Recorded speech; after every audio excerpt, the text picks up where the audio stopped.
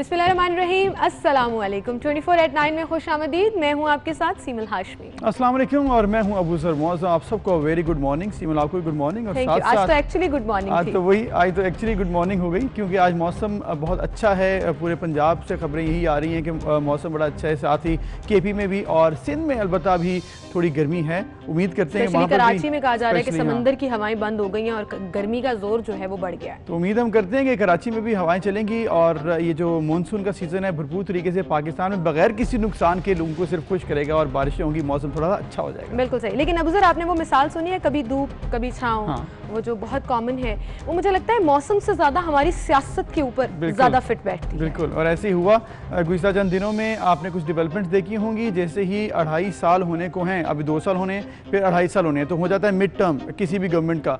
तो पहले 6 महीने मतलब 2.5 साल होने में अभी 6 महीने हैं, तो इसमें जो आप डेवलपमेंट देखेंगे वो खासी चेंजेस आएंगी। और पहली चेंज ये आई कि कल खुलकर कुछ वुज़रा ने असेंबली के फ्लोर पर, इसके अलावा प्रोग्राम्स में और फिर काबीना मीटिंग में भी इजहार किया। बिल्कुल, और ये बात शुरू हुई फवाद चौधरी से और फिर ऐसे लगा कि एक से एक जो है वो इस कतार में शामिल होते गए। बहरहाल इस पर आज हम बात करेंगे और इस तमाम सिनेरियो को डिस्कस करेंगे, लेकिन वहीं पर कोरोना अपडेट्स भी आपको देंगे। लेकिन उससे पहले टॉप स्टोरीज।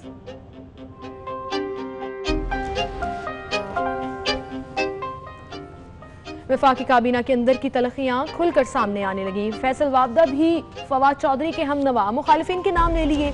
कहा असद उमर और शाह महमूद कुरैशी वज़ीर आज़म बनना चाहते हैं। वज़ीर आज़म फैसल वाबदा को लेकर दूसरे कमरे में चले गए। कहा इस फोरम पर ये बातें ना करो, जो हो रहा है मैं भी जानता हूँ। सिंध असेंबली में हाथापाई, अवैस कादिर शाह, मुकेश कुमार चावला और जावेद हनीफ अब्बासी में लड़ाई। अरकान नशिस्तें छोड़कर आपस में गुत्थम गुत्था हो गए। स्पीकर और नुसरत सहर अब्बासी में भी तलक कलामी हुई। पाकिस्तान में कोरोना का फैलाव कम होने लगा। 24 घंटों में मजीद 60 अमवात, मरने वालों की तादाद 3755 हो गई। एक दिन में मजीद 3892 केसेस सामने आ गए। मुतासिरीन की तादाद 1,88,926 हो चुकी है। कौमी की टीम का दौरा इंग्लैंड खतरे में पड़ गया। कोरोना से मुतासरा खिलाड़ियों की तादाद 10 हो गई। फखर जमान, काशिफ भट्टी, मोहम्मद हफीज, वहाब रियाज, मोहम्मद रिजवान, मोहम्मद हसनैन और इमरान खान सीनियर शामिल हैं। PUBG गेम ने लाहौर में 2 नौजवानों की जान ले ली। वालिदैन ने गेम खेलने से मना किया तो मौत को गले लगा लिया। लाहौर पुलिस का गेम पर पाबंदी लगवाने का फैसला।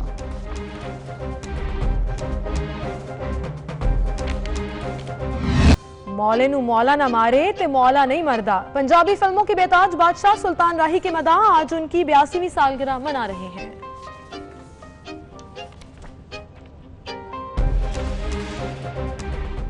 तो जी, जिस तरह से आपने देखा हमारी टॉप स्टोरी भी यही थी और इस वक्त टॉप डिस्कशन भी यही हो रही है हर तरफ पूरे पाकिस्तान में। फवाद चौधरी ने आखिर क्या कह दिया, फिर काबीना के इजलास में भी यही बातें हुई। फैसल वाबदा ने भी बैंड वैगन का हिस्सा बनते हुए इसमें कूद गए और इसके साथ राजा रियाज भी।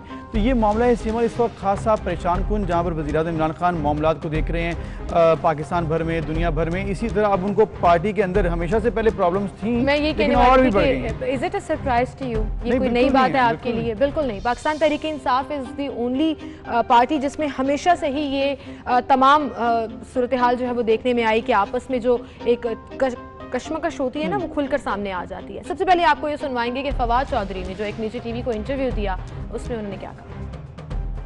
फवाद चौधरी की बात आपने मुलाहिजा की और उन्होंने ये भी कहा कि जब से नए लोग आए पार्टी का निज़ाम जो है वो बुरी तरह मुतासर हुआ। तो मैं ये पूछना चाहती हूँ कि फवाद चौधरी साहब खुद किस पार्टी से आए थे? क्या वो फाउंडिंग मेंबर्स में से हैं PTI के, जो वो इस तरह की कॉन्वर्सेशंस कर रहे हैं? ये बातें कैबिनेट मीटिंग में भी डिस्कस। इसके बाद जो असल एक और मामला जो कि फवाद चौधरी ने किया, उन्होंने कहा कि कुछ नॉन इलेक्टेड लोग जो जब से आए उन्होंने इक़्तिदार संभाला, उसमें मुशीरान भी हैं और इसके साथ साथ मुआविन खुसूसी भी हैं। ये सब वो लोग थे जो कि गैर मुंतखब थे, उन पर भी उन्होंने सवाल किया और इसके साथ उन्होंने पार्टी के अंदर जो लोग, उस पर भी उन्होंने बात की। असद उमर और जहांगीर तरीन और उनके साथ साथ शाह महमूद कुरैशी। यही बात फैसल वाबदा ने भी कल की, जब कल इजलास हुआ काबीना का। तो सिमल वहाँ पर फवाद चौधरी पर सबकी नज़रें थी। काबीना के इजलास में तो जो होना था, लेकिन उन सब की नज़रें फवाद चौधरी पर। फिर फवाद चौधरी जवाब देते रहे, लेकिन साथ फैसल वाबदा भी आ गए, एकदम से सेंटर ऑफ अटेंशन फिर फैसल वाबदा बन गए। और उन्होंने साथ ही ये भी कहा कि असद उमर और शाह महमूद कुरैशी खुद वज़ीर आज़म बनना चाहते हैं, जिस पर फिर ज़राए के मुताबिक ये बताया जाता है कि वज़ीर आज़म उन्हें दूसरे कमरे में ले गए। उन्होंने कहा कि इस तरह ओपनली ये बातें ना। बिल्कुल, और साथ उन्होंने ये भी कहा कि मुझे मालूम है कि हो क्या रहा है और ये जब कुछ जो भी है ये सारा कुछ मैं देख रहा हूँ, लेकिन मामला फिर वही है सिमल के देख रहा हूँ, मुझे मालूम है इससे होना कुछ नहीं है। होगा ये तब जब आप 6 माह, अब आपने टाइम दे दिया कि अब 6 महीने में भी हम कुछ ना कर सके तो फिर जो है बहुत लेट हो जाएगा, वक्त हाथ से गुजर जाएगा। तो वक्त अगर हाथ से गुजर गया तो फिर उसमें नुकसान तो आपकी पार्टी का भी है, इसके साथ पाकिस्तान का भी नुकसान हो। बिल्कुल, उन्होंने कहा कि फिर बयानिया ऑपोजिशन की साइड पर चला जाता है और ऑपोजिशन स्ट्रांग हो जाती है। अच्छा, ये तो चलें, एक बात हो गई। अब दूसरी जानिब आप देखिए कि वज़ीर इत्तलात हैं पंजाब के, कल हमारे चैनल ने उनसे जब गुफ्तगू की तो उन्होंने फवाद चौधरी साहब के बारे में ऐसे लगा कि वाकई में वो बहुत गुस्से में हैं और वो एग्रेशन उनका कुछ गैर पार्लिमानी अल्फाज की सूरत में भी बाहर निकला।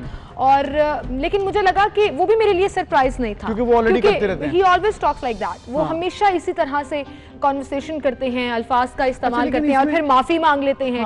अभी तक इसकी माफी तो नहीं मांगी, लेकिन मुझे ऐसे लगता है सिमल कि ये जो फयाजुल हसन चौहान ने कहा है ये टाइमली नहीं है, क्योंकि वैसे वो कोई भी बात टाइमली नहीं करते। लेकिन फिर भी अगर आप ये देखें कि अगर पार्टी के अंदर कुछ बात हो रही है, कंस्ट्रक्टिव बात हो रही है, मामलात को देखकर बात हो रही है, पार्टी के लिए बेहतरी, पाकिस्तान की बेहतरी के लिए बात हो रही है, तो वो जिस तरह होता है ना कि बस वो कवर कर रहे हैं बात को कि नहीं ऐसी कोई बात नहीं है, इनको अपने प्रॉब्लम्स हैं, तो ये बात भी ठीक है। हर एक अपने आप में लीडर और बॉस है, तो फिर वो जिसके दिल में जो आता है वो कह देता है। फयाजुल हसन चौहान साहब ने क्या कहा वो सुनवाते हैं आपको।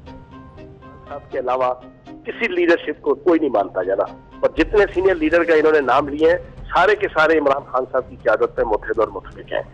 असल मसला ये है कि फवाद चौधरी साहब को है कीड़ा। वो कीड़ा क्या है? वो कीड़ा है हर वक्त इख्तलाफ करने का और इनडिसिप्लिन्ड और इररिस्पॉन्सिबल एटीट्यूड इख्तियार करने का। ये पिछले टोटल 8 साल 9 साल की इनकी जो हिस्ट्री है पॉलिटिक्स से आप देख लें, ये टिक के किसी जगह पे बैठ ही नहीं सकते, ये डिसिप्लिन्ड एटीट्यूड के साथ रह ही नहीं सकते। दिल दुखा हुआ पूरी पीटीआई के वर्कर्स का, पीटीआई की जनाब सेकंड लीडरशिप का टीयर, जो सेकंड टीयर है, फर्स्ट ईयर की लीडरशिप का। कुछ तरीका है यार कि आप मीडिया पे आके ये जनाब चौकों और चौराहों पे आके आप अपने खानदान की और अपनी जात की और अपने जनाब पार्टी की और अपनी हुकूमत के मामला, आप मिनिस्टर हैं, आप जो अपने आप को बड़ा सुकरात बुकरात और रस्तू और जाली न्यूज बनने की कोशिश कर रहे हैं, तो भाई अगर आप समझते हैं कि पार्टी नाकाम है, वज़ीर आज़म पाकिस्तान इमरान खान साहब अपनी टीम बनाने में और जो जो भी इन्होंने चवलें मारी हैं अपने इंटरव्यू में, तो भाई रिजाइन कर दो।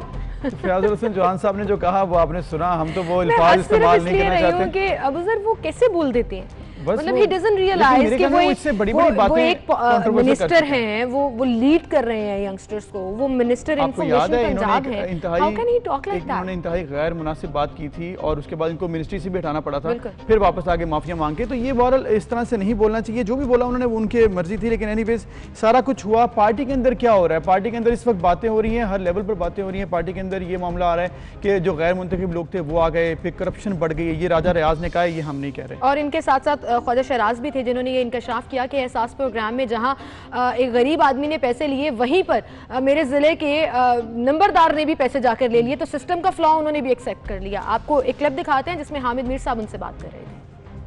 ये कॉन्वर्सेशन आपने देखी जिसमें राजा रियाज साहब जो है वो पार्टी की खुलकर मैं कहूँगी बुराई कर रहे हैं। उन्होंने कहा हमारी तजलील हो रही है, हम किसी वर्कर का काम नहीं करा पा रहे, किसी कोई अगर मिनिस्टर की नहीं सुनी जा रही है तो ये उसकी भी तजलील है।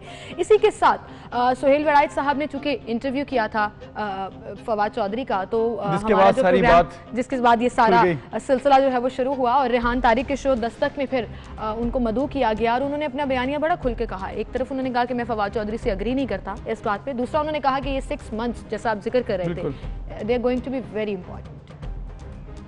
ये बड़ी दानिशमंदाना गुफ्तगू कर रहा है और हाल ही में जो इंटरव्यू आपको दिया उन्होंने, क्योंकि वो इस गुफ्तगू के अंदर अगर अपनी जमात को ही हदफ तनकीद बनाना पड़े तो इससे इज्तनाब नहीं करता है। आपको इंटरव्यू उन्होंने कहा है कि असल में जो नॉन डिलीवरेंस है पाकिस्तान तहरीक इंसाफ की, उसकी बुनियादी वजह जो हमारे पॉलिटिकल लोग हैं उनकी आपस में लड़ाई है। क्या आप इस बात से इत्तफाक करते हैं? आपका एनालिसिस क्या है? क्योंकि बाज़ लोग ये भी कहते हैं कि फवाद चौधरी साहब की असल में कुछ अपनी सियासी महरूमियाँ हैं जिस बिना पर वो ये बात करता है। मैं फवाद साहब से इत्तफाक नहीं करता। मेरा ये ख्याल है कि उन्होंने जो अब पूरी हुकूमत की नाकामी है उसका ब्लेम सेकंड टियर लीडरशिप पे डाला है, जबकि मेरा ख्याल है ब्लेम पूरी लीडर समेत सब पर आता है। लेकिन चूंकि ज़ाहिर है वो अपनी सियासी पार्टी को बचाना चाहते हैं, इमरान को वो अपना लीडर मानते हैं, तो उन्होंने इमरान को बचाने के लिए और नॉन डिलीवरेंस का उज़र पेश करने के लिए ये नाम लिए हैं। ये भी बातें जो उन्होंने की हैं 100% दुरुस्त हैं, लेकिन इसके साथ साथ जो टीम तो लीडर ही बनाता है। तो टीम तो लीडर ही बनाते हैं, इसमें कोई शक नहीं है। आगे से टीम के अंदर कुछ चेंजेस हुई और उन चेंजेस के बाद तमाम टीम के बाकी जो मेंबर्स हैं उनको इख्तलाफात हैं। आइंदा चंद माह और आइंदा 6 महीने जो हैं इंतहाई इंपॉर्टेंट हैं। अब देखते हैं कि सुहेल वड़ैच साहब ने जो कहा, बाकी जो पार्टी के मेंबरान कह रहे हैं PTI के अंदर से क्या होगा, लेकिन उम्मीद हम करते हैं कि जो भी होगा वो पाकिस्तान के हक में। इस पर मजीद भी बात करेंगे, लेकिन अभी एक छोटी सी ब्रेक लेनी है, फिर हाजिर होते हैं।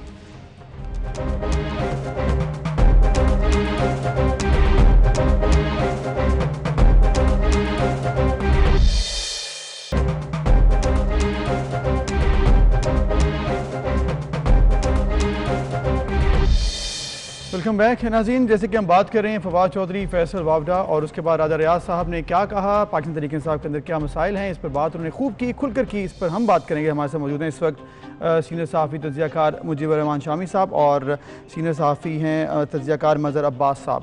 अस्सलाम वालेकुम आप दोनों को, वेलकम सर। और मुजीबर रहमान शामी साहब, सबसे पहले आपसे पूछेंगे कि ये जो मामला है, आपने देखा फवाद चौधरी साहब, फिर फैसल वावडा और उसके बाद राजा रियाज, एक ही बात कि पार्टी के अंदर मसाइल हैं, ये कोई नई बात नहीं है। लेकिन जब आप हुकूमत में होते हैं तो क्या ऐसी बातें इस तरह से खुलकर आ जाती हैं सामने? अभी 2 साल हुए हैं सिर्फ। 2 साल तो हुए हैं लेकिन ये सिर्फ नहीं है। और इसमें जो तवक्कुआत कायम की थी तहरीक इंसाफ की हुकूमत ने, उसकी लीडरशिप ने, वो तवक्कुआत पूरी नहीं हो रही और मसाइल लोगों के बढ़ते जा रहे हैं, बेचैनी बढ़ती जा रही है। तो इस वजह से जो बेइत्मीनानी है वो पार्टी के अंदर भी मौजूद है। और आप देख रहे हैं कि जो हुकूमत है उसकी साख ऐसी है कि उसमें गैर मुंतखब लोग बड़ी तादाद में मौजूद हैं और डिसीजन मेकिंग जो है उनके हाथ में मालूम होती है बहुत सारे अहम इश्यूज पर। तो इसलिए पार्टी जो है उसके अंदर एक बेचैनी है और उस बेचैनी का इजहार हो रहा है। वज़ीर आज़म इमरान खान को इसे एड्रेस करना चाहिए। जो एतराज़ात किए जा रहे हैं उन पर गौर करना चाहिए और फिर जो तब्दीली के उन्होंने दावे किए थे जी, और जो उनके मुताबिक जो है इक़दाम करने चाहिए। बिल्कुल सही कह रहे हैं आप शामी साहब। एक बात आपने बिल्कुल ठीक की कि पार्टी की ये बेचैनी खुलकर अब सामने आ रही है और वज़ीर आज़म को करना तो बहुत कुछ चाहिए, लेकिन वो करते क्या हैं ये तो उन्हीं पर डिपेंड करता है। मज़हर अब्बास साहब, आपको भी शामिल गुफ्तगू करेंगे। जैसे अभी शामी साहब ने कहा कि ये बेचैनी अब खुलकर सामने आ रही है, is it a surprise to you PTI के अंदर के इख्तलाफात, शाह महमूद कुरैशी हो गए, जहांगीर तरीन साहब हो गए, असद उमर साहब हो गए, इनके क्लैशेस तो ऑपोजिशन के ज़माने से चलते आ रहे हैं। अब साथ ही साथ एक इंडिकेशन ये जो 6 माह का दिया जा रहा है, जब मिड टर्म हो जाएगा इस गवर्नमेंट का, कि ये लास्ट 6 मंथ्स है जिसमें they have to perform, how do you see that? क्या गवर्नमेंट वाकई में कोई पॉलिसी चेंज करेगी, कुछ डिसीजन स्ट्रेटेजिक चेंजेस आएंगी? देखिए, वो शेर है ना, यहाँ तक ले आए हैं बातों ही बातों में और खुल जाएंगे 2-4 मुलाकातों में। तो फवाद चौधरी साहब इससे पहले भी इस तरह की बातें करते रहे हैं। तहरीक इंसाफ में इस तरह की आवाज़ें उठती रही हैं और ये आवाज़ें सबसे ज़्यादा पुरजोर तरीके से जब उठती थी जब तहरीक इंसाफ की पार्टी इलेक्शन हो रहे थे 2013 में। जी। और अगर उस वक्त की आप क्लिप्स निकालें तो शाह महमूद कुरैशी की जहांगीर तरीन के खिलाफ जो तकारीर थी, जहांगीर तरीन का शाह महमूद कुरैशी के हवाले से जो रद्द अमल था, चौधरी सरवर साहब की, अच्छा वो बहुत उसमें कोई नेगेटिविटी इसलिए मैं नहीं समझता कि उस वक्त पार्टी के इलेक्शन में आप एक दूसरे के खिलाफ खुलकर बात करते हैं, लेकिन वो जो ग्रुपिंग हुई उससे इमरान खान डर गए और डरे इस बात से कि अगर ये इस तरह के पार्टी इलेक्शन हुए तो फिर मेरी पार्टी कहाँ चली जाएगी। और अगर आप देखें तो उसके बाद पार्टी के इलेक्शन नहीं हुए, लेकिन उनकी गलती ये हुई और उन्होंने एक बार मेरे साथ एतराफ़ किया इस बात का कि सबसे बड़ी गलती हुई कि उस वक्त मुल्क में आम इंतखाबात होने वाले थे, उससे पहले मुझे पार्टी इलेक्शन नहीं करवाने चाहिए। लेकिन उसके बाद इस वक्त तो मौका है, इस वक्त पार्टी इलेक्शन क्यों नहीं हो रहे? तो मेरा ख्याल है उसके बाद तहरीक इंसाफ असल में 2012 के बाद और 2011 के जलसे के बाद तहरीक इंसाफ में एक बड़ी तब्दीली ये आई कि वो नॉन स्टेटस की पॉलिटिक्स करते करते स्टेटस को की पॉलिटिक्स करनी शुरू कर दी। बिल्कुल ठीक। और 2013 के जब इलेक्शन हुए और इमरान खान को खातिर खा कामयाबी नहीं, बिल्कुल सही है। मतलब अब वक्त है कि पार्टी के अंदर मामलात को देखा जाए, लेकिन शायद अभी तो मुल्क के मामलात जो हैं वो संभल नहीं पा रहे, तो फिर पार्टी के अंदर मामलात शायद उनके ऑप्शन में नहीं है अभी इमरान खान साहब के। मुजीब रहमान शामी साहब, कैबिनेट फिर गैर मुंतखब अफराद भी इसमें शामिल हैं, ये बहुत बड़ा एतराज़ है कि गैर मुंतखब अफराद आ गए, बाहर से आ गए, वो अटैची केस लेकर वापस चले जाएंगे, उन्हें कोई फ़र्क नहीं पड़ेगा। इसके लिए क्या किया जा सकता है? क्या करेंगे वज़ीर आज़म इमरान खान आइंदा 6 महीनों में? कुछ ऐसा हो सकता है, कुछ स्टेप्स लिए जा सकते हैं? और शामी साहब, ये कह भी वो लोग रहे हैं जो जिन्होंने रिसेंटली पार्टी ज्वाइन किया है, कोई फाउंडिंग मेंबर्स नहीं है पीटीआई के। वो देखिए, ये फैसला करना बहुत मुश्किल है कि पीटीआई के फाउंडिंग मेंबर्स कौन है और वो कहाँ है। उनकी बड़ी तादाद आप देखें वो इलेक्टिव हो चुकी है या रांदा दरगाह हो चुकी है। उनके रुकने रकीन थे हामिद खान साहब, और वो आपको मालूम होना चाहिए कहाँ है। जस्टिस वजीरुद्दीन साहब वो कहाँ है। तो उनके बहुत से अरकान जो हैं वो खामोश हो चुके हैं, ये लाताल्लुक हो चुके हैं। इस वक्त मामला पार्टी से ज्यादा हुकूमत का है। जो हुकूमत बनी है वो कुछ परफॉर्म करती नजर नहीं आ रही। और इमरान खान साहब ने जो इंतखाब किया है मनसबदारों का, वो इंतखाब किया है अपनी जाति पसंद की बुनियाद पर, और इस बुनियाद पर कि वो उनको उनके सामने जवाबदेह होने चाहिए और उनकी हर बात पर उनको आंखें बंद करके यकीन करना चाहिए और अमल करना चाहिए। परफॉर्मेंस जो है वो पीछे चली गई है।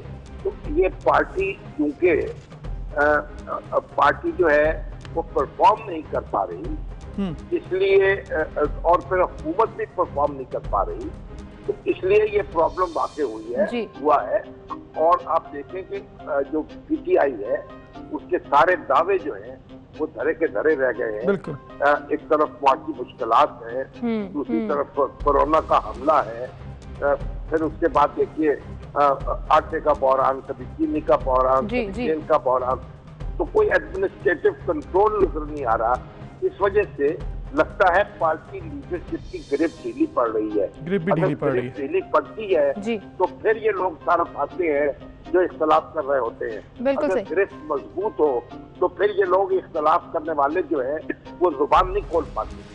बिल्कुल सही कहा शामी साहब आपने कि गिरफ्त जो है वो ढीली होती जा रही है। मज़हर अब्बास साहब, पाकिस्तान तहरीक इंसाफ की पार्टी की अगर बात हो तो शायद इतनी गुफ्तगू भी ना हो, इतनी बात भी ना हो, लेकिन गवर्नमेंट की बात है चूंकि, और गवर्नमेंट परफॉर्म नहीं कर पा रही है, और ऐसे में जब लीडर डिसीजन नहीं लेते या इस चीज़ को टेकअप नहीं करते तो फिर छोटे छोटे लीडर्स हमें हर रीजन में हर जगह पर नजर आते हैं। मैं पर्टिकुलरली जिक्र करना चाहूँगी फयाजुल हसन चौहान साहब का, इंफॉर्मेशन मिनिस्टर पंजाब है। क्या उनको इस तरह के गैर पार्लिमानी अल्फाज जो उन्होंने इस्तेमाल किए, 24 को कल बीपर दिया और उन्होंने, आपने बजा सुना होगा, उन्होंने कहा कि फवाद चौधरी साहब को कोई कीड़ा है, और वो मैं बोलना भी नहीं चाहती जो अल्फाज उन्होंने अदा किए फवाद चौधरी साहब के लिए। इख्तलाफात अपनी जगह, क्या ये है पार्टी के किसी भी मेंबर को उठ के कुछ भी बोलने की? पहली चीज तो ये कि आपको ये जुमला बोलना ही नहीं चाहिए था। मैं कोट करना चाह रही थी, आई वाज़न्ट श्योर कि आपको पता है या नहीं। मैं बड़ी माजरत, कान पकड़ के माजरत कर रही हूँ ऑन टीवी। नहीं, देखिए प्रॉब्लम, अगर आप मेरे पहले वो सेंटेंस कंप्लीट होने देते तो आपको ये दूसरा सवाल नहीं करना पड़ता। देखिए 2013 के इलेक्शंस के बाद जहांगीर तरीन इमरान खान साहब को लेके बैठे, सारी इलेक्शन के रिजल्ट उन्होंने सामने रखे और उन्होंने कहा कि देख लें आपके नजरियाती लोग तीसरे नंबर पर भी नहीं हैं इस रिजल्ट के अंदर। और उन्होंने इमरान खान को ये कन्विंस किया कि आप इलेक्टेबल्स की तरफ जाएं, आप बरादरी की तरफ जाएं, आप उस तरह की सियासत चाहें जहाँ सीटें आप जीत सकें।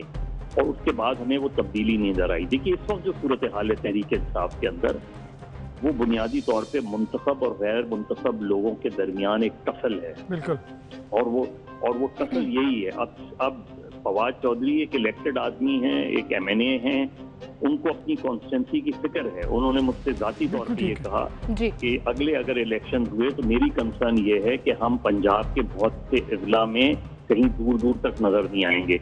अच्छा। उनकी उस्मान बुज़दार से बहुत पुरानी इसके बाद लड़ाई हुई। उन्होंने लड़ाई से मुराद ये कि उनके शदीद सियासी इख्तिलाफ हैं कि उस्मान बुज़दार डिलीवर नहीं कर पा रहे, और यही इख्तिलाफ। तो फयाजुल हसन चौहान का जो रद्द अमल है, फयाजुल हसन चौहान ये दूसरी बार आए हैं इसका मतलब ये कि पहली बार भी जब वो आउट हुए तो इसी तरह की जबान की वजह से हुए थे, लेकिन इमरान खान उन्हें फिर लेकर आ गए। लगता ये कि इमरान खान को इस तरह के लोग पसंद हैं जो इस तरह की जबान इस्तेमाल करते हैं, जो इस तरह की टर्मिनोलॉजी यूज करते हैं, और ये खुद जो पार्टी के अंदर इस तरह की चीजें होती हैं, इसको डेमोक्रेसी नहीं कहा जाता, इसको फ्रीडम ऑफ एक्सप्रेशन नहीं कहा जाता। फ्रीडम ऑफ एक्सप्रेशन वो चीज होती है कि जब आप पॉलिसी को अच्छे अंदाज में डिफेंड करते हैं, और जब तनकीद की बात आती है पार्टी के अंदर, तो वो तनकीद के फोरम होते हैं आपकी सेंट्रल एग्जीक्यूटिव कमेटी, आपकी जनरल बॉडी, पार्टी इलेक्शंस में ऐसे लोग ऊपर आने चाहिए जिन्होंने पार्टी के लिए सर्व किया हो। ये चीज हमें तहरीक इंसाफ में जो दावा करती थी कि वो इस तरह की तब्दीली लाएगी, वो तब्दीली आहिस्ता आहिस्ता में खत्म होती नजर आ रही है। बहुत शुक्रिया मदर अब्बास साहब और मुजीबर रहमान शामी साहब, आपने हमें वक्त दिया। जो उम्मीद आवाम करती है वही सारे लोग कर रहे हैं इस वक्त पाकिस्तान में, पाकिस्तान के बाहर बैठे हुए लोग भी, कि शायद जो तब्दीली की एक्सपेक्टेशन थी वो पूरी हो जाए। अभी भी वक्त है, लेकिन पार्टी के मामला अगर ठीक होंगे तभी ये मामला आगे आ सकते हैं। फीलिंग गिल्टी कि मैंने क्यों रिपीट कर दिया जो उन्होंने बोला। मैं आप लोगों से भी माफी मांगती हूँ, मैं मज़हर अब्बास साहब से भी सॉरी कर चुकी हूँ। मेरा जैसे कहते हैं ना कि मेरा वो अंदर से एकदम आ रहा है कि क्यों बोल दिया मैंने, तो मुझे ये गिल्ट फील हो रहा है। बट एनीवेज एक छोटी सी ब्रेक की तरफ चलते हैं, दोबारा हाजिर होंगे।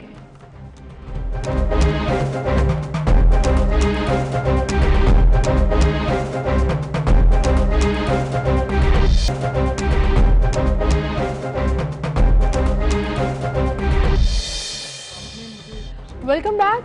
एक बार फिर से आपको खुशामदीद कहेंगे जी। कोरोना के हवाले से बात करें तो गुज़श्ता 24 घंटों के दौरान कोरोना की वजह से 60 अमवात हुई। मरने वालों की टोटल तादाद 3,755 हो गई, जबकि मुतासरीन की तादाद 1,88,926 हो चुकी है। और आप यकीन जानिए कि ये तशवीश जो है वो बढ़ती चली जा रही है। लेकिन वहीं पर एक जो रिलीफ का कंसर्न है वो ये है कि केसेस की तादाद जो पहले 7-7 हज़ार तक जा रही थी, वो गुज़श्ता 3 दिनों से मुसलसल ग्राफ नीचे आ रहा है। बट स्टिल जैसे हम बात करते हैं कि इट्स गोना टेक मजीद 10 दिन, जिसके बाद ये डिसाइड होगा कि एक्चुअली ये स्मार्ट लॉकडाउन का इंपैक्ट इस पर आया है या नहीं आया। बिल्कुल, तो ये सब मामलात हैं। इमरजेंसी में भी इस वक्त क्राइसिस नजर आता है। जब हॉस्पिटल्स की बात की जाती है कि अक्सर हॉस्पिटल्स में बेड्स पूरे नहीं हैं, फिर वेंटिलेटर्स में क्या सिचुएशन है, वो भी फुल हो चुके हैं। फिर उसके बाद लोग ये भी खबरें आती हैं कि लोगों के पास जगह नहीं है, स्पेस नहीं है इवन के इलाज कराने की। ये सारे मामलात हैं। फिर एक और कल एक रिपोर्ट आई थी कि दूसरी दफ़ा कोरोना हो सकता है कि नहीं हो सकता। इस पर हम बात करेंगे। हमारे साथ मौजूद हैं प्रोफेसर महमूद शौकत साहब, चेयरमैन है कोरोना एडवाइजरी ग्रुप पंजाब। अस्सलाम वालेकुम सर। सर, जैसे कि हम इस वक्त बात कर रहे हैं कि इस वक्त सिचुएशन हॉस्पिटल पंजाब में बेड्स की और वेंटिलेटर की और पोजीशन क्या है कि लोगों को इमरजेंसी में जब जाना पड़े तो क्या उनको बेड मिल जाता है? जी बिल्कुल। इस वक्त कुछ मसाइल तो हैं, लाजमी बात है। हमारा मुल्क कोई बहुत रिसोर्सफुल मुल्कों में शामिल नहीं होता। अगर आप अपने इंडिकेटर्स को देखें, चाहे वो हेल्थ की हो, एजुकेशन की हो, तो हम दुनिया में बहुत नीचे की लेवल पे आते हैं। और हमारी और भी प्रॉब्लम्स हैं, एजुकेशन की हैं, एक्सेस की हैं, बहुत से मसले हैं। लेकिन अच्छी बात यह है कि फ़िलहाल हमें ऐसी कोई सूरत हाल का सामना नहीं है जहाँ किसी भी आदमी को बेड ना मिला हो। हाँ, ये शिकायत ज़रूर है। उस शिकायत की वजह यह है कि हमने एक प्लान किया हुआ था कि पहले जैसे बहुत कम कोरोना के मरीज़ थे तो हमने ICU आइडेंटिफाई कर दिए। उसके बाद हमने उन्हीं अस्पतालों में ICU बढ़ाने शुरू किए, फिर हमने और अस्पताल इंडक्ट कर लिए। इस तरह हमारा एक प्लान है जो फ़िलहाल उसका 30% हमने अचीव किया है, और उसके बावजूद हमारे बेड्स अवेलेबल हैं। बात यह है कि आप बेड लॉक करके एक वार्ड को बंद करके तो नहीं रख सकते कोरोना के लिए कि शायद कोई मरीज आए। ठीक है, तो उस ऑलरेडी बाकी मरीज सफ़र कर रहे हैं। अब इस वक्त हमारा स्टेप लैडर प्लान है कि रोज के हिसाब से हमने एक रेड फ्लैग रखा होता है, जब वो हो जाता है तो हम बेड बढ़ा देते हैं। लेकिन ऑब्वियसली वेंटिलेटर्स बढ़ाने की एक लिमिट है। ये मुमकिन नहीं है कि हमको 5,000 वेंटिलेटर लगा देंगे या 10,000 लगा देंगे, वो हमारी एक कैपेसिटी है। वो अगर लगा भी देंगे तो टेक्निकली एक तो वेंटिलेटर इस वक्त दुनिया में अवेलेबल नहीं, दूसरा हमने वेंटिलेटर कुछ मंगवा भी लिए, कुछ बना भी रहे हैं, वो भी हमने अप्रूवल करके दिए, लोगों को हेल्प कर रहे हैं। उन्होंने लोगों ने 3-4 नए डिज़ाइन बनाए हैं, जिनमें से 2 को हमने अभी साइंस फाउंडेशन से फंड भी लेके दिया है कि वो प्रोटोटाइप तैयार कर लें। लेकिन वेंटिलेटर खाली कोई ऐसी मशीन नहीं है जो बिजली का स्विच है कि आप उससे बंदे को जोड़ देंगे। ऑपरेट के अलावा I mean it can kill, it can work both ways. So ventilator एक बहुत सोफिस्टिकेटेड और इंटेंसिव ट्रीटमेंट का तरीका है जिसमें आपको बहुत ही ट्रेन स्टाफ चाहिए। तो इसलिए वेंटिलेटर की हमारी एक कैप होगी, उसके अलावा हमारी कैप नहीं होगी। इसलिए कि हमने एक्सपो में भी अब 900 के 900 बेड्स पे ऑक्सीजन का ऑर्डर दे दिया। उसमें से 300 वाले एक हफ्ते में तैयार हो जाएंगे, अगले 300 लेकिन आप देखिए ना, 3 से 4 माह गुजर गए, अब अगर आकर ऑक्सीजन सिलेंडर की दस्तयाबी मुश्किल हो रही है हमारी रिपोर्ट्स के मुताबिक, या नहीं हो पा रही, अभी भी आप कह रहे हैं कि इसको कर लेंगे, तो दैट्स अलार्मिंग कि अब वेंटिलेटर्स के ऊपर अगर ना भी जाएं, ऑक्सीजन सिलेंडर्स की बात करें। ऑल्सो गवर्नमेंट ने डिसाइड किया कि लोग सेल्फ आइसोलेशन में चले जाएं घरों में, लेकिन घरों में भी अब लोग चूंकि सेल्फ अवेयर हैं, ऑक्सीमीटर्स लेकर वो ऑक्सीजन सिलेंडर का इस्तेमाल करते हैं। अब वहां पर एक और मसला है, प्राइस हाइक, जो इलीगली आप मुनाफा कमा रहे हैं जखीरा अंदोजी करके, चाहे वो ऑक्सीमीटर है वो 2500 से 7000, 9000, 15000 पर मिल रहा है। अब आपने एक सवाल में को 15 सवाल कर दिए, क्योंकि हमारे पास टाइम ऐसा होता है कि मैं चाहती हूं। अब बात यह है कि पहली बात यह है, हमारी जो गाइडलाइंस हैं, हमने लोगों को ये नहीं कहा कि उनकी ऑक्सीजन सैचुरेशन कम हो रही है तो घर पे ऑक्सीजन लगाएं। ठीक है। हमने कहा अगर आपकी ऑक्सीजन सैचुरेशन 93 पे आती है तो आप अस्पताल चले जाएं। अब उनके लिए आसानी के लिए फिर हमने इसको इंटीग्रेट कर दिया। एक हमारा कंट्रोल रूम है जिसमें सारे अस्पतालों की सिचुएशन हर मिनट पे हो जाती है कि कितने जगह पे कितने बेड हैं, कितने वेंटिलेटेड हैं, कितने ऑक्सीजन वाले हैं, कितने रेगुलर बेड। उसको हमने 1122 से जोड़ दिया। अब अगर मरीज को अस्पताल जाना है तो उसको सिर्फ 1122 को फोन करना। ठीक है। वो उनको अब प्रॉब्लम क्या आती है, जब वो 1122 उनको ले जाती है, ये मैं मानता हूँ कि एक आध दफ़ा ऐसा हुआ होगा कि वो अपलोड नहीं हुई कि इन्फॉर्मेशन, और हो सकता है कि एक आध मरीज, इतने बड़े मामले में ऐसा हो सकता है, एक आध से ज़्यादा भी हो सकता है, लेकिन ये प्रिंसिपल नहीं है। प्रिंसिपल ये है कि 1122 उनको अस्पताल पहुंचाएगी, ठीक है, और वो 99.5% केसेस में पहुंचा रही है, उनको पहुंचा देगी और फिर उनको इलाज मिल जाएगा। प्रॉब्लम कहाँ आता है, जब मरीज कहता है मुझे अपनी मर्जी के अस्पताल, ठीक है, ऑब्वियसली वो तो मुश्किल है, चॉइसेस तो हो ही नहीं सकते, और इमरजेंसी में तो वैसे भी चॉइस पे आप जा नहीं सकते हैं। प्रोफेसर साहब, इसी से जिस तरह, मगर मैं पहले आपकी ऑक्सीजन का जवाब दे दूं। ऑक्सीजन की कोई कमी नहीं है हमारे अस्पतालों में, सब में सेंट्रल ऑक्सीजन, मैं ऑन रिकॉर्ड कह रहा हूँ, ऑक्सीजन की प्रोडक्शन में कोई कमी नहीं है हमारे अस्पतालों में, सब में सेंट्रल ऑक्सीजन है, तमाम बड़े अस्पतालों में सेंट्रल ऑक्सीजन है। ठीक है।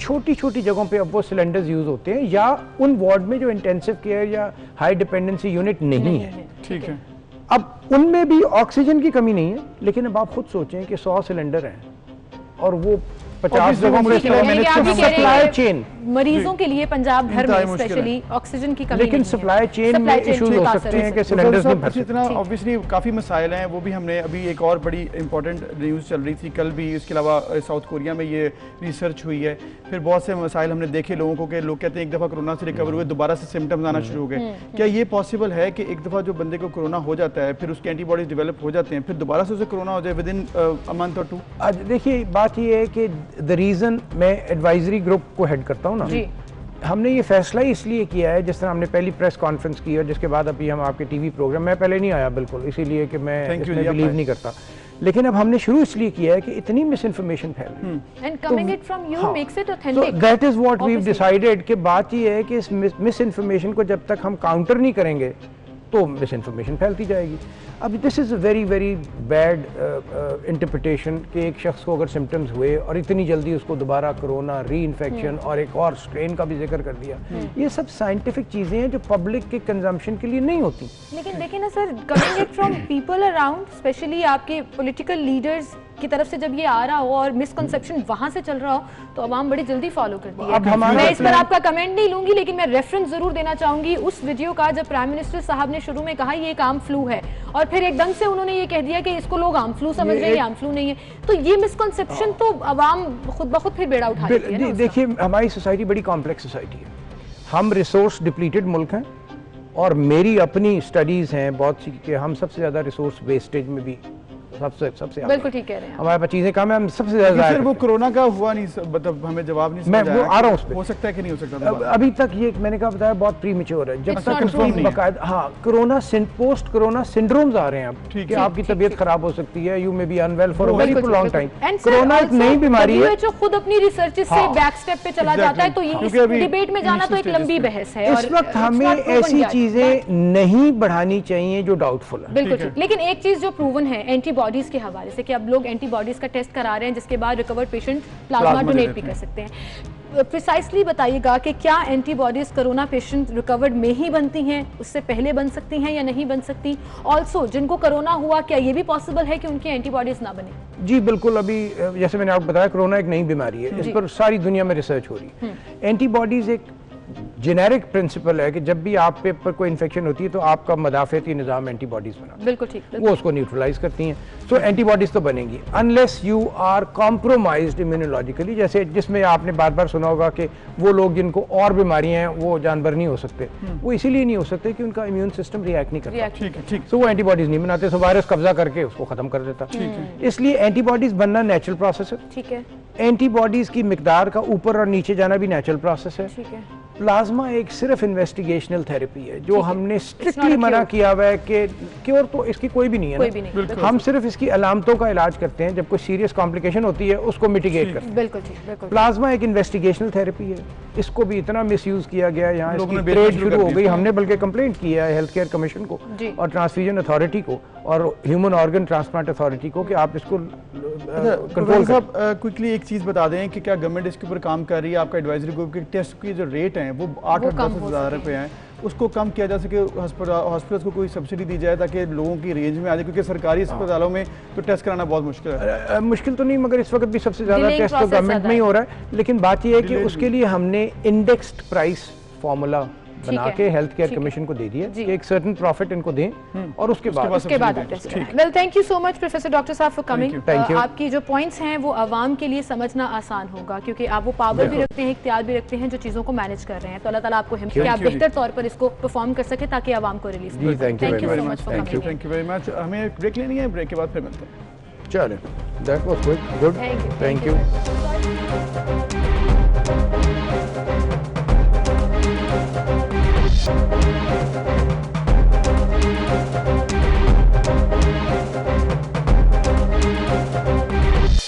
Welcome back.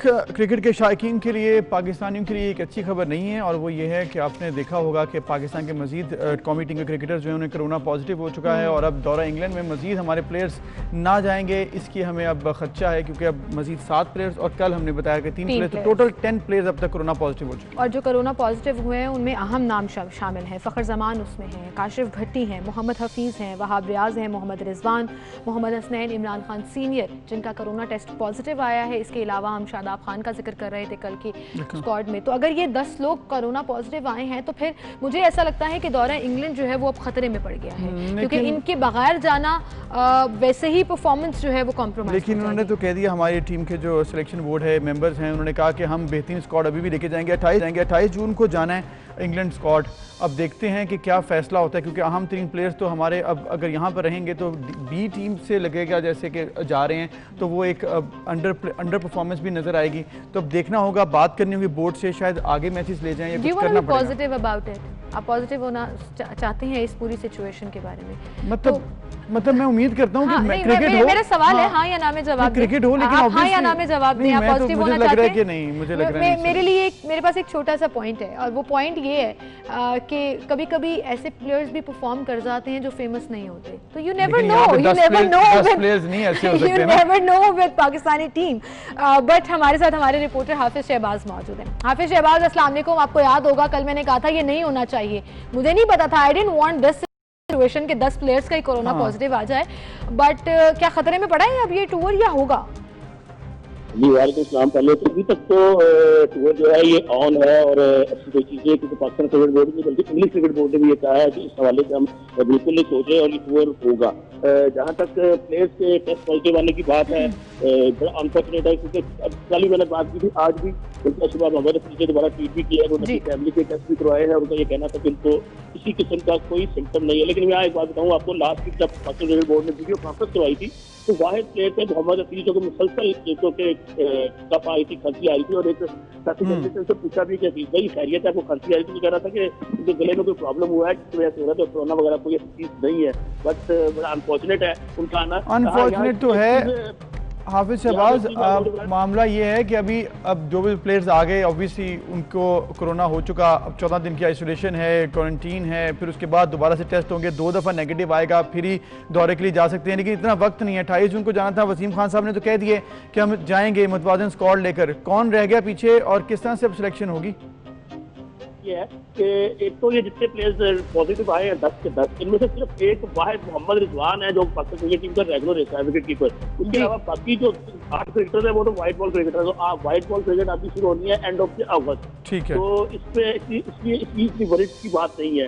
इसकी जानवी है कि रात सेक्शन कमेटी के आपस में राब्ते हुए हैं, मुशावरत जारी है और जो लड़के हैं उनके नामों पर भी गौर किया जा रहा है इस वक्त तक। और कल आज शाम को तमाम के तमाम क्रिकेटर्स यहाँ इकट्ठे हो रहे हैं लाहौर में, मुकामी होटल में आएंगे, 22 माहौल है वहाँ पे। तो उसके बाद कल दोबारा से टेस्ट भी होंगे। तो उम्मीद ये की जा रही है कि 2 रोज में कुछ बादल प्लेयर्स के नामों के ऐलान भी किया जाएगा, जिसमें बहुत से नाम इस वक्त गर्दिश पे हैं और नामों पे गौर भी किया है। कॉन्फ्रेंस ने काफी तवील उनकी मुशावरत हुई है रात को। लेकिन अब जो बात है कि क्रिकेटर्स के हवाले से, क्रिकेटर्स को देखकर थोड़ा सा जिम्मेदारी का मुजाहरा करना चाहिए था। जब पाकिस्तान क्रिकेट बोर्ड बार बार कह रहा था कि यार आप लोग एहतियात करें, क्योंकि देखिए हम लोग अगर आप मैं हम सब एक इंस्टीट्यूशन में काम कर रहे हैं, हमें कितनी केयर की जा रही है हमारे दफ्तर में आपको पता है। और सबसे ज्यादा मेरा ख्याल है सिटी न्यूज नेटवर्क में अपने कारकुनों की जितनी हमारी हिफाजत की गई है, मेरा ख्याल किसी इदारे में नहीं है। सबको ये मजाल है, लोगों ने हमारे ऊपर बहुत सी चीजें भी की, लेकिन इसके बावजूद भी जिस तरह हमारी केयर की गई है, तो ये क्रिकेटर्स को भी चाहिए था हम खुद देखें, एहतियात करते हैं कितने जो SOPs हमें दिए गए हैं दफ्तर की। चले एहतियात नहीं की, कोरोना पॉजिटिव आ गया, इस पे किसी का हाथ नहीं है, किसी ने इंटेंशनली तो नहीं किया Shahbaz. So we won't blame the players कि उनका कोरोना टेस्ट पॉजिटिव आया है। बट अब क्वेश्चन ये है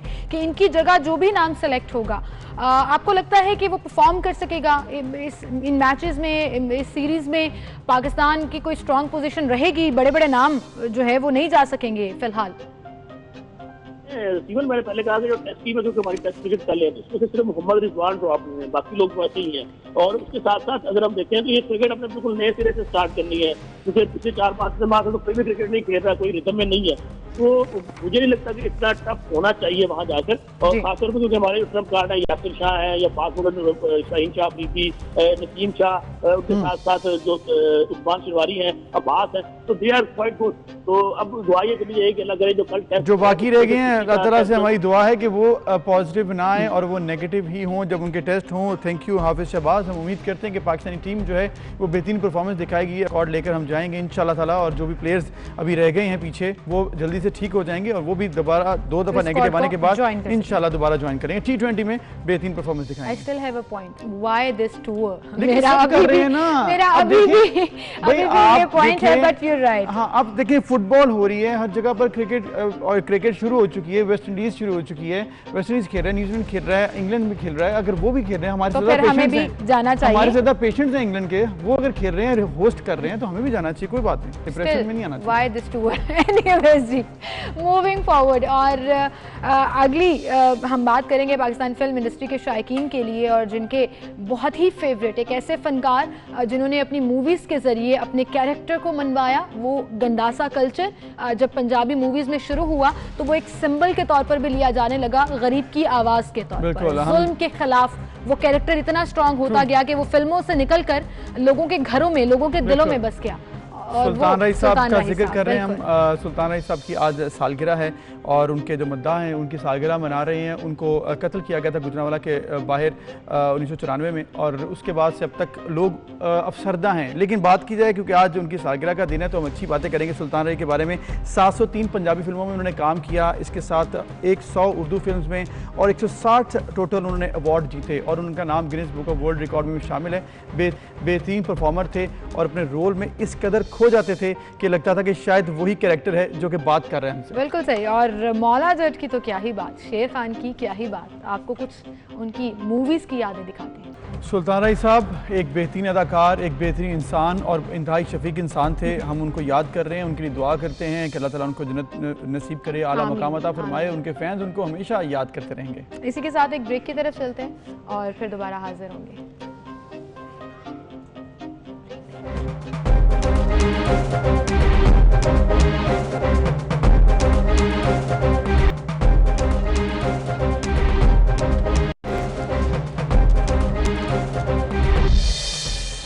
वेलकम बैक नाज़रीन। आपको जैसे कि हम अक्सर कोशिश करते हैं कि हमारा प्यारा पाकिस्तान, इसमें बहुत ही टैलेंटेड लोग, उनको प्रमोट करें।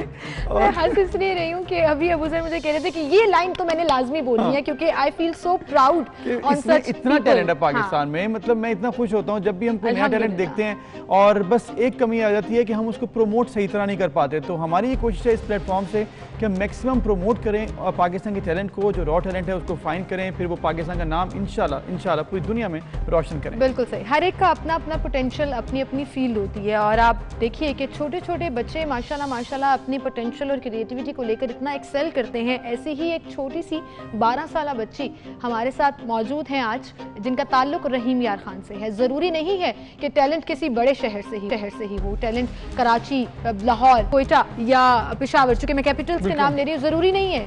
आप किसी भी शहर से ताल्लुक़ रखते हुए अपनी क्रिएटिविटी को बहुत ज़बरदस्त तरीके से प्रेजेंट कर सकते हो। ये छोटी सी बच्ची है मीरब, जिसने मुख्तलिफ रंगों के साथ प्ले करना सीखा और फिर सीखते सीखते एक इंस्पिरेशन उनको मिली, जो उन्हीं से हम जानेंगे। उन्होंने अल्लाह ताला के नाम जो है उसकी कैलीग्राफी शुरू कर दी और सुभान अल्लाह क्या पीस ऑफ आर्ट जो है वो उन्होंने बनाया है इस एज के अकॉर्डिंग। ज़बरदस्त है जी। और हम मीरब को वेलकम करते हैं। मीरब एजाज, अस्सलाम वालेकुम, कैसी हैं आप? अस्सलाम वालेकुम मीरब। वालेकुम अस्सलाम, आपका क्या हाल है? अल्हम्दुलिल्लाह बिल्कुल ठीक ठाक। मीरब, एक तो आप इतनी प्यारी सी छोटी सी बच्ची हो, दूसरा इतने प्यारे प्यारे पीस ऑफ आर्ट कैसे बना लेते हो? मतलब अभी मैं देख रही थी, ब्रेक में भी मैं और अबू ज़र डिस्कस कर रहे थे कि क्या खूबसूरती से सुभान अल्लाह आपने कैलीग्राफी की है अल्लाह ताला के नामों की। देखिए, अभी मेरे अंदर इतनी परफेक्शन नहीं आई और अभी मैं नहीं समझती कि मैं एक बहुत परफेक्ट काम कर सकती हूँ, और परफेक्शन है भी सिर्फ अल्लाह की ज़ात के लिए। बेशक। और मैं अपनी पूरी कोशिश करती हूँ कि मैं जितना अच्छा हो सके मैं उतना अच्छा कर सकूँ अपना काम। ज़बरदस्त। मीरब, जैसे कि आपने बड़ा अच्छा काम अब तक किया और आइंदा भी इंशाल्लाह आप बहुत अच्छा काम करेंगे इंशाल्लाह ताला। ये बताएं कि ये शौक़ कैसे पैदा हुआ, कहाँ से आपने इसको सीखा, कहाँ पर गई, फिर इंस्पायर किससे हुई, इस बारे में बताइएगा। जब मेरा भाई 10 इयर्स का था तो उसने अपनी पहली सर्टिफिकेशन की, जिसकी वजह से उसे बहुत ज़्यादा अप्रिसिएशन मिली सोसाइटी से। तो मैंने सोचा कि मैं भी कुछ ऐसा करूं जिससे मुझे भी अप्रिसिएशन मिले। तो मैंने अपनी मदर से कहा कि मैंने भी कंप्यूटर की फील्ड में काम करना है। तो उन्होंने मुझे कहा कि नहीं, तुम कुछ डिफरेंट करो, तुम डिफरेंट फील्ड में जाओ, और वो डिफरेंट फील्ड में जाए और कुछ ऐसा काम करो जो किसी का कॉपीड ना और डिफरेंट हो।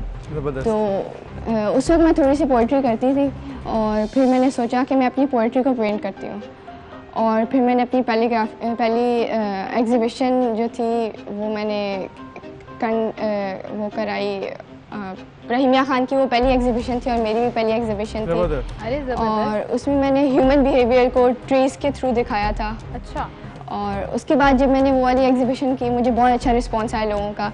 तो मैंने अगली दफ़ा सोच लिया था कि जो अगली दफ़ा मेरी होगी एग्जीबिशन, वो एक बहुत डिफरेंट आइडिया होगा और different from what I have done. तो फिर हम टर्की गए और मैंने वहाँ कैलीग्राफी की एग्जीबिशन देखी। तो मैंने सोचा कि मैं कैलीग्राफी ले लेती हूँ। मैंने कैलीग्राफी को बेसिकली एज ए चैलेंज लिया था कि मैं ट्राई करूँ कि मुझसे होगा कि नहीं। और ये एग्जीबिशन मार्च में होनी थी, और इसका बिल्कुल एक डिफरेंट आइडिया था। हमने सोचा था कि जो अनप्रिविलेज बच्चे हैं हम उनको इन्वॉल्व करेंगे इस चीज़ में। अच्छा। उनके टैलेंट को हम फोरम और अपॉर्चुनिटी प्रोवाइड करेंगे। लेकिन पेंडेमिक की वजह से ये हो नहीं सका और मुझे इस चीज़ का बहुत अफसोस है। लेकिन फिर हमने इसे एज ए वर्चुअल एग्जीबिशन दिखाया। आप एक्चुअली 12 साल के हो? जी। ये इतनी बड़ी बड़ी बातें आप कैसे कर रहे हो? माशाल्लाह, आप देखो, आप ह्यूमन बिहेवियर की बात कर रहे हो, आप बच्चों को इन्वॉल्व करने की बात कर रहे हो, फिर आप चीज़ों को बड़ा बेहतर तौर पर समझ रहे हो। अभी बड़ा टाइम पड़ा है। परफेक्शन जो आपने कहा कि अभी आप नहीं देखते हो, बिल्कुल सही कहा कि अल्लाह ताला की ज़ात में है, लेकिन वक्त के साथ साथ आई सी यू टू द मून कि आप इतना ज़बरदस्त एक्सेल करोगे इस फील्ड में। मैंने 10 इयर्स की थी जब मैंने अपनी फर्स्ट एग्जीबिशन की थी। अच्छा, सही। अच्छा मीरब, जिस तरह से आपने बताया कि कैसे आपने इस पर इंस्पायर हुई, उसके बाद आपने इस पर काम शुरू किया, ये बताएं कि सीखा कैसे? क्योंकि ये बड़ा मुश्किल काम है, गलतियाँ भी होती होंगी, फिर कोई आप कैलीग्राफी करती होंगी वो ठीक से नहीं बनता होगा। कितना टाइम लगा फिर एग्जीबिशन तक पहुँचने में? ऑब्वियसली अब आपने एग्जीबिशन किया है, अल्लाह ताला के नाम आपने लिखे माशाल्लाह। कितना वक्त लगा और किस तरह से सीखा? टीचर कौन है आपका? मैं डिफरेंट लोगों से सीखती हूँ और मतलब मेरे स्कूल के टीचर्स थे और डिफरेंट और टीचर्स थे जिन्होंने मुझे बहुत हेल्प की। मेरी मदर ने मुझे बहुत हेल्प की और मेरी फैमिली बहुत ज़्यादा सपोर्टिव है मेरे लिए। और इसके अलावा पेंटिंग डिपेंड करता है कि कौन सी है और बैकग्राउंड जो है वो बहुत अच्छी है, मैं बैकग्राउंड बहुत जल्दी बना लेती हूँ, लेकिन जो ऊपर लिखना होता है उसको फिर मुझे सोच के प्लान करके लिखना होता है कि क्या लिखना है, और ये काम यूजली मैं संडेज़ को ही करती हूँ। बिल्कुल सही। अच्छा मेरा ये बताइएगा कि आपकी स्टडीज़ मुतासर होती हैं? अब तो चलें स्कूल्स बंद हैं, 7th क्लास में आप पढ़ते हो, बट जनरली क्योंकि टाइम टेकिंग होता है इस तरह की एक्टिविटी और हॉबी को साथ लेकर चलना, ऑल्सो क्या सोचा है फ्यूचर में क्या करना है? मैं अपनी जो ज़्यादातर आर्ट का काम होता है वो मैं सैटरडे संडेज़ को अपना सारा होमवर्क करने के बाद करती हूँ, और इनफैक्ट आज भी मेरा पेपर है। और मेरे फ्यूचर में मैंने ये डिसाइड नहीं किया कि मैं आर्ट लूँगी, आर्ट को मैं एज ए स्किल रखूँगी, लेकिन मेरा करियर मैं ज़्यादा एडमिनिस्ट्रेटिव जॉब ज़्यादा प्रेफर करूँगी। ठीक है, थैंक यू मीरब, और हम उम्मीद करते हैं, बहुत शुक्रिया आपका कि आपके टारगेट्स हैं वो आपके पूरे हों, जो भी आपके ख्वाब हैं वो पूरे हों, इसी तरह आप पाकिस्तान का नाम रोशन करें, और जहाँ पर भी आप अपने एग्जीबिशंस करें वो बेस्ट हों इंशाल्लाह ताला, हमारी ये दुआ है। All the best, thank you ji. इसी के साथ क्रिएटिविटी और आर्ट बाउंड नहीं होता, और आपका जो एक कहते हैं ना सेंस ऑफ थिंकिंग वो भी बाउंड नहीं होती है, मतलब आप स्क्रैप में से भी कोई ऐसी एक चीज़ निकाल लेते हैं कि लोग हैरान हो जाते हैं। बिल्कुल, और ये बड़ी बात है, और ये बेसिकली एक माइंड होता है, एक आपकी सोच होती है, एक वो आंख होती है, जो आर्टिस्ट की आंख होती है ना, वो बेसिकली है। तो इसी तरह से एक आर्टिस्ट हैं जिनका नाम है एनालिजा डैरन, जिन्होंने चींटियों की तस्वीर बनाई, और वो अब बहुत अवार्ड ले चुकी हैं इस बात पे। बेस्ट पिक्चर उन्होंने ली है, एगोड़ा अवार्ड उनको मिला है पिक्चर्स लेने पर। और ये देखें, ये असल चींटी है जो कि पानी का ड्रॉप उठा के जा रही है, ली गई हैं, और किस कदर क्लियर तस्वीरें, खूबसूरत तस्वीरें कि मानने में नहीं आ रहा कि ये जेन्युइनली वो चूंटियां हैं जो उनके गार्डन में ही फिर रही थी। अच्छा, एक चीज़ इसमें बड़ी इंटरेस्टिंग है जो कि एनालिजा ने बताई है, वो ये कि चूंटियां वैसे उनकी स्पीड बड़ी तेज़ होती है चलने के लिए, ठीक है। अब वो इतना तेज़ चलती हैं तो फिर उनको पिक्चर में लेके आना आसान नहीं है मोबाइल से, अगर आप पिक्चर लेते हैं। हाँ। तो उन्होंने किया क्या, उन्होंने उसके ऊपर रिसर्च की, और उन्होंने ये देखा कि जब चूंटियाँ पानी लेकर जाती हैं अपना ड्रॉप लेकर, क्योंकि वो इसी तरह से ट्रैवल करती हैं, तो फिर वो स्लो चलती हैं। तो उन्होंने उसका वेट किया, पहले उन्होंने उनको पानी पकड़ाया, मतलब रखा वहाँ पर, फिर जब वो पानी का ड्रॉप लेकर वो कहीं पर लेकर जा रही थी, तब उन्होंने उसकी पिक्चर ली, और तब ये तस्वीरें आपने देखा है कभी चूंटियों को पानी कैरी करते हुए? हमने तो नहीं देखा, और ये ड्रॉप लेकर जा रही है, कितना ज्यादा जबरदस्त तरीके से उन्होंने पिक्चर ली होगी। खैर, एक और चीज इंटरेस्टिंग है, चूंटियों के बारे में मैं पढ़ रहा था कि लिखा हुआ है कि अपने वजन से 50 गुना ज्यादा वजन वो उठा सकती हैं। हाँ, और एक और मजेदार बात यह कि चूंटियों को कीड़ियां भी कहते हैं। हाँ, कीड़ियां पाकिस्तान में उन्हें कीड़ियां कहते हैं। खैर, कोशिश करिएगा आप भी ढूंढे, खाना लेके जाते हैं तो उन्हें बहुत दफा देखा है, ये भी बहुत दफा देखा है कि वो एक पैरेलल लाइन में क्यू में चलती हैं, और आंखें जो है इनकी आई थिंक नहीं होती। हाँ, वो नहीं, कान नहीं होते, वो सुनते हैं वाइब्रेशन के थ्रू। तो कीड़ियों को सॉरी बोलूं मैं, आज मेरा सॉरी डे चल रहा है। तो वो बेसिकली कान नहीं, मतलब वो सुनने का लिए तरीका उनके पास होता है वाइब्रेशन से वो सुनते हैं। अच्छा जी, ये तो बड़ी रिसर्च की है अबूजर ने चूंटियों के ऊपर, कीड़ियों के ऊपर। खैर एनीवेज, हम एक ब्रेक की तरफ चलते हैं, फिर हाजिर होंगे, हमारे साथ रहिए।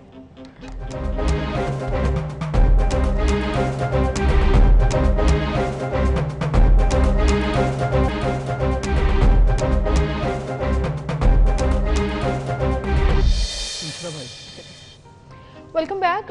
एक बार फिर से आपको खुशामदीद कहेंगे, और मैं और अबूजर इतने महवे गुफ्तगू थे कि हमें आइडिया ही नहीं हुआ कि हम वापस आ गए हैं। बट कुछ चीज़ें आपको ऐसे ही स्पीचलेस छोड़ देती हैं, कुछ ऐसी ही स्टोरीज़ जो मुझे अक्सर सुनने को मिलती हैं, स्पेशली किसी भी एग्ज़ाम्स के रिजल्ट आने के बाद। और किसी भी से मेरी मुराद, अब सर आप मैट्रिक के रिजल्ट्स देख लीजिए, टॉपर्स की कोई ना कोई स्टोरी, मोटिवेशनल स्टोरी सामने आती है, FSC के रिजल्ट्स देख लीजिए, ग्रेजुएशन के रिजल्ट्स देख लीजिए, और उसके बाद जो टॉप एग्ज़ाम पूरी कंट्री का समझा जाता है वो है CSS के बाद आपको ऐसी इंस्पायरिंग और मोटिवेशनल स्टोरीज सुनने को मिलती हैं कि if this person can do hard work and if this person can make it, तो हम सबको इंस्पायरेशन लेकर इस डगर पर चलना चाहिए। बिल्कुल, और जिस तरह से आपने जिक्र किया है कि बहुत से लोग इंस्पायर करते हैं और होते हैं, तो उनकी पीछे एक स्टोरी होती है। इसी तरह 5 बहनों ने CSS किया, वो 5वीं बहन भी इस बार पास हो गई। फिर 3 भाई हैं जिनमें राना जैन के तीनों भाई, उन्होंने भी CSS किया, मेरे दोस्त हैं। इसी तरह एक हमारे पाकिस्तान के सपूत सिंध से उनका ताल्लुक है, 260वीं पोजीशन आई है इस दफ़ा उनकी CSS में, और IARS में उनका जो है इंडक्शन हुआ है, जो कि इनलैंड रेवेन्यू है, इनकम टैक्स सादा अल्फाज में उनको कह सकते हैं। तो बेसिकली उनको मुबारकबाद भी देंगे और वो हमारे साथ मौजूद हैं सिंध से ही। अस्सलाम वालेकुम ज़ुहैब, सबसे पहले तो आपको मुबारक हो और पूरे ख़ानदान को आपके मुबारक हो, पूरी फैमिली को, आपके लिए बड़ी खुशी का मुकाम है। कैसा फील कर रहे हैं? थैंक यू वेरी मच, आपने मुझे अपने प्रोग्राम में इंक्लूड किया। बहुत ज़्यादा मुझे खुशी हो रही है अपने पेरेंट्स को ज़्यादा देखकर, तो और ज़्यादा मतलब मेरे जो भाई बहन है, फैमिली मेम्बर्स जितने भी हैं, उनको ज़्यादा देखकर और ज़्यादा खुशी हो रही है। अपनी सक्सेस से तो बंदा होता है, पर इतना फील नहीं कर रहा होता उस चीज़ को, पर जब अपने दूसरे अजीज़ और अकारिब को देखता है तो वो जब उनकी खुशी, उनकी मतलब वो उनके एक्सप्रेशन देखता है और ज़्यादा खुश होता है। वैसे ही कुछ फीलिंग्स है मेरी भी। बिल्कुल सही। अच्छा ज़ुहैब, आपका ताल्लुक लाड़काना के एक ऐसे घर से है जो बहुत ही डाउन टू अर्थ और बहुत सिंपल फैमिली है। अगर हम जिक्र करें तो आपके वालिद साहब एक मैकेनिक थे और उन्होंने ये ख्वाब देखा था कि बच्चा तरक्की करे। और ये बात मेंशन करने का मेरा मकसद सिर्फ इतना सा है कि एक ऐसी फैमिली से आपका ताल्लुक है जिन्होंने आपको भरपूर सपोर्ट किया। रिसोर्सेज की कमी थी लेकिन उसके बावजूद आपने अपना आप साबित किया। कितना मुश्किल और कितना चैलेंज था ये? नो डाउट कि पीछे जो पूरी फाउंडेशन थी वो मेरे वालिद साहब की थी कि उन्होंने एक चीज़ रखी गए। नो डाउट इसमें ये चीज़ थी कि भाई आगे रिजल्ट क्या बनता है इसमें कुछ पता नहीं था। कोई बंदे आके कहते थे कि यार तुम क्या अपने मतलब बच्चों को पढ़ा रहे हो, ये देखो हम ये काम करवा रहे हैं, ये इतना कमा रहा है, इतना कमा रहा है, तो ये तुम क्यों कर रहे हो? तो मेरे वालिद साहब यही कहते थे कि ये तो वक्त बताएगा। कहते थे इन बच्चों में से तू क्या कमाएगा, ये पढ़ पढ़ के जब तक बड़े होंगे, जब नौकरी पे लगेंगे तो ये तो तुम तो उस वक्त हो नहीं हो, क्योंकि इस तरह से बताते थे कि इतना टाइम लगेगा। तो इसी तरह से एक बंदे ने कहा था तो भाई इन पे इन्वेस्ट करके तू क्या कमाएगा। तो मेरे वालिद साहब ने उनको बहुत अच्छी बात की थी, उन्होंने कहा था ये तो वक्त बताएगा। तो वो मुझे सेंटेंस जो थे ना मेरे वालिद साहब ने मुझे बताए, तो वो जो है एक इंकरेजमेंट थी उस वक्त मेरे लिए। बहरहाल मेरे वालिद साहब तो उस वक्त मेरे साथ अभी नहीं है, पर मैं उनकी कुछ चीज़ें सजेशन को याद करता हूँ। मेरे वालिद साहब के पास असल में बहुत सारे बंदे बड़े अफसर जो हैं और अच्छे अच्छे ऑफिस जो है गवर्नमेंट ऑफिसर्स वो आते थे और अपनी गाड़ियां बनवाते थे। और हमारा बहुत बड़ा गैराज था माशाल्लाह से बहुत बड़ा गैराज था और बाबा बहुत मशहूर मैकेनिक थे। तो उनका जिस तरह से आप जिक्र कर रहे हैं अपने बाबा का, बाबा के इंतकाल के बाद आपके बड़े भाई ने आपको बड़ा सपोर्ट किया है, आपकी वालिदा, आपकी बड़ी बहन ने बड़ा सपोर्ट किया और आपके पीछे पड़े रहे कि भाई CSS का ख्वाब मत छोड़ो, क्योंकि आप ऑब्वियसली सोचते होंगे कि चलो मैंने एक आपको सरकारी नौकरी और भी मिल गई थी टीचिंग की, वो आपने छोड़ दी, फिर आपके एग्जाम और भी पास हुए, लेकिन आपके टारगेट में CSS ही था। तो यहाँ तक पहुँचने में बाकी फैमिली ने कितना सपोर्ट किया और आपकी हिम्मत भी हारे कभी? पूरी फैमिली ने माशाल्लाह से, पूरी फैमिली, मेरे भाई बहन हो गए, मेरी अम्मी हो गई, मेरे चाचू, मेरी जितनी फुफियाँ थी, सब ने माशाल्लाह से बहुत ज़्यादा सपोर्ट किया मुझे। और हर मोड़ पे मैं जहाँ पे डिस्करेज होता था, मेरे फीलिंग्स वो समझ जाते थे कि यार ये अब डिस्करेज हो गया है, इसको फिर दोबारा से हाथ रखें। और फिर मैं जाऊँ ना, फिर मोटिवेट हो जाता था, फिर कोई एनर्जी आ जाती थी, फिर मुझे आगे चलाती थी। तो डिस्करेजमेंट, डिस्ट्रैक्शन, क्रिटिसिज्म, कमेंट्स, सब चीज़ें फेस करनी पड़ती हैं। आप जब एक जगह पे जा रहे होते हैं ना, तो साइडों पे बहुत सारी चीज़ें होती हैं, आपको देखनी पड़ती हैं, पर आप ये नहीं करें, आप अपना फोकस रखें, इंशाल्लाह आप जो है ना अपने गोल पे रीच कर सकते हैं। तो ये बस मेरी ज़हनियत थी और मेरे घर वालों ने इस लिहाज से मुझे बहुत ज़्यादा सपोर्ट किया हर एंगल से। बिल्कुल सही। अच्छा ज़ुहैब, आपकी पूरी स्टोरी जो मैंने पढ़ी, देखी भी, जो वायरल भी हुई, उसमें मुझे एक चीज़ बहुत इंस्पायरिंग लगी कि आप अपना बैकग्राउंड ओन कर रहे हैं। आप बड़ा प्राउडली अपने वालिद साहब के बारे में जब भी बात करते हैं तो आपके फेस पर एक स्माइल भी आ जाती है। ज़ाहिर है आपने उनका ख्वाब पूरा किया, वो इस दुनिया में नहीं है अभी देखने के लिए, लेकिन भाई के लिए आप बाइसे फ़ख्र हैं। वैसे ही आप अपनी फैमिली की ओनरशिप बड़े स्ट्रॉन्ग तरीके से ले रहे हैं कि हाँ, मेरा ताल्लुक है एक ऐसे घराने से जिनके पास रिसोर्सेज कम है, लेकिन मैं हूँ जो अब इस घराने की किस्मत भी बदलूंगा और आगे मेरी फ्यूचर की जो नस्लें हैं आपकी, वो जाहिर है पढ़ाई की तरफ भी आएंगी और इन चीज़ों को बड़ा स्ट्रांगली लेंगी। ये बड़ा मैटर करता है आपकी किसी भी चीज़ को। खुदारा इसको मत कभी छोड़िएगा, ये बहुत स्ट्रॉन्ग पॉइंट होता है किसी की भी पर्सनैलिटी का। कुछ कहना चाहेंगे इस पर? जी जी बिल्कुल, मैं कहना चाहूँगा कि भाई जो ये सेल्फ इंकरेजमेंट या सेल्फ मोटिवेशन होती है ना, यही होती है जब आप चीज़ों को ऑन करने लगते हैं और आप ये डिफरेंस फील नहीं करते कि यार कोई कितना ऊपर है या कोई कितना, बिल्कुल ठीक, मतलब डिफरेंस आप अपने फील करने लगे, आप एक कॉम्प्लेक्स का शिकार हो गए, तो आप आगे नहीं निकल सकते। बिल्कुल आप सही। ये इस बात पे रश करें कि यार जो मेहनत कर रहे हैं उस पर आप रश करें कि यार ये बंदा मेहनत कर रहा है या ये मुझसे ज्यादा टैलेंटेड है, उस बात पे रश करना बहुत अच्छी बात है। पर ये फील करना कि यार ये मुझसे ज्यादा मतलब स्ट्रॉन्ग है या इसमें, तो वो चीज जो है ना आपको जो है कोई फायदा नहीं देगी, आपको डाउनग्रेड करेगी। आप जो अपनी इंकरेजमेंट है वो बिल्कुल सही। ज़ुहैब, जाते जाते एक आपसे और क्वेश्चन करना है कि आइंदा आने वाले दिनों में आपने जब एकेडमी में जाना है, उसके बाद फिर आपका इंटरव्यू तो हो चुका है, एकेडमी के बाद फिर आप स्पेशल जब कोर्स करेंगे, फिर आप ब्यूरोक्रेसी में आ जाएंगे बाकायदा तौर पर, क्या चैलेंजेस आपको मालूम होगा कि होंगे आपके सामने, किस तरह से आपने मैनेज करना है, क्या होगा, ये सब इंटरव्यू में भी सवाल किए जाते हैं, कैसे मैनेज कर रहे हैं, ज़हनी तौर पर तैयार हो चुके हैं? जी बिल्कुल, वो तो जब हम ट्रेनिंग करेंगे जाहिर सी बात है चैलेंजेस का भी पता चलेगा आस्ता, और जब हम सिस्टम के अंदर जाएंगे तो बहुत ज्यादा बातें पता चलेगी। इस स्टेज पे अभी तो मैं कुछ भी नहीं कह सकता कि अभी अंदर क्या चैलेंजेस हैं, पर बहरहाल जो भी होगा मैं उसको बिल्कुल फुली कमिटेड होकर फेस करूंगा। और जैसे भी मतलब जैसे एग्जाम के फेज में हमने डिटरमिनेशन दिखाई अपनी, कंसिस्टेंट रहे, इंशाल्लाह आगे भी इस तरह कंटिन्यू करेंगे इंशाल्लाह। Zuhaib, thank you so much for being with us and good luck.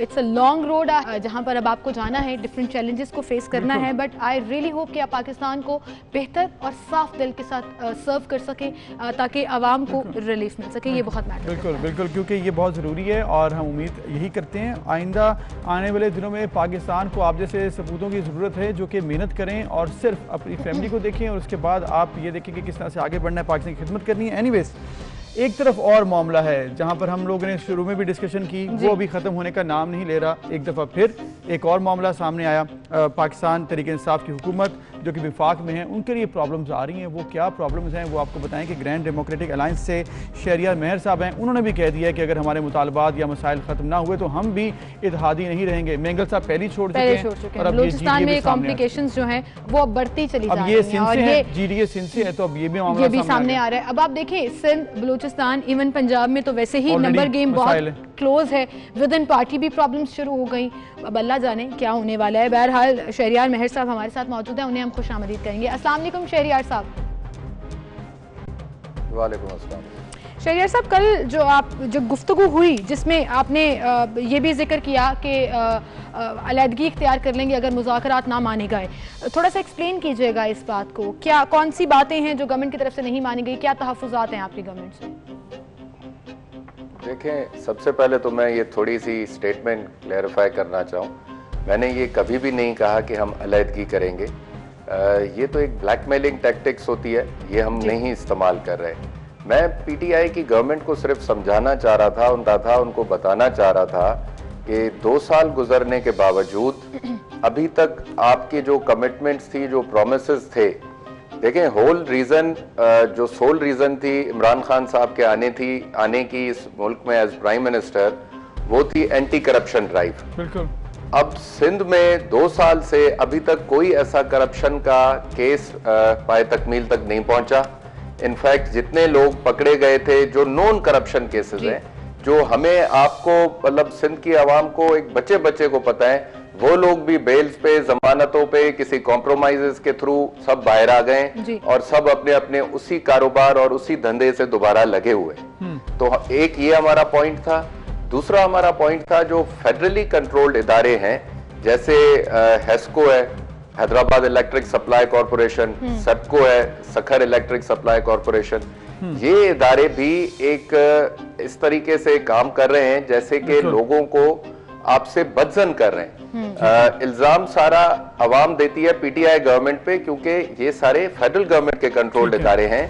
अब हमारे इलाकों में 10-10 दिन, 20-20 दिन बिजली काट दी जाती है गांवों में। लोड शेडिंग का ये हालत है। इनफैक्ट जब ये कोविड शुरू हुआ तो इन्होंने कहा बड़ा वजह फरमाया कि आपने कहा कि सारा ऑब्वियसली जो इल्जाम होगा वो वफाकी हुकूमत पे होगा, और ये जो आपने हेस्को का मामला उठाया कि बिजली काट दी जाती है कई दिन, ये मामला आपने कभी वफाकी हुकूमत किसी के साथ किया है? क्योंकि ऑब्वियसली ये बहुत अहम मामला है कि अगर आपको लग रहा है कि ये कोई गठजोड़ ऐसा है कि हुकूमत को नाकाम करने की कोशिश हो रही है, जो कि हुकूमत की तरफ से भी कहा जाता है, तो ऐसा कोई मामला है आपकी नज़र में?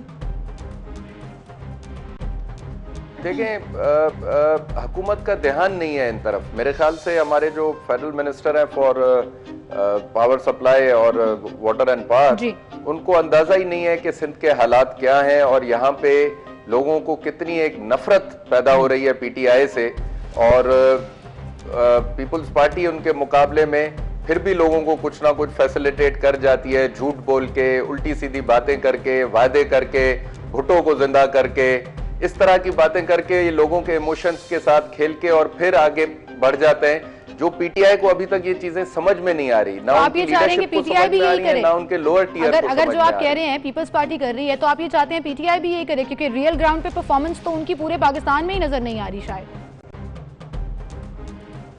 देखें, मैं पूरे पाकिस्तान, ठीक है, वो हमारी कंसर्न जरूर है, लेकिन being an MPa and representing district Shikarpur, अपनी कॉन्स्टिट्यूंसी, मैं पहले अपना घर तो सीधा कर लूं, फिर मैं आगे पूरे पाकिस्तान का, ठीक है, सीधा नहीं तो मैं पूरे पाकिस्तान का कहां से सोचूंगा।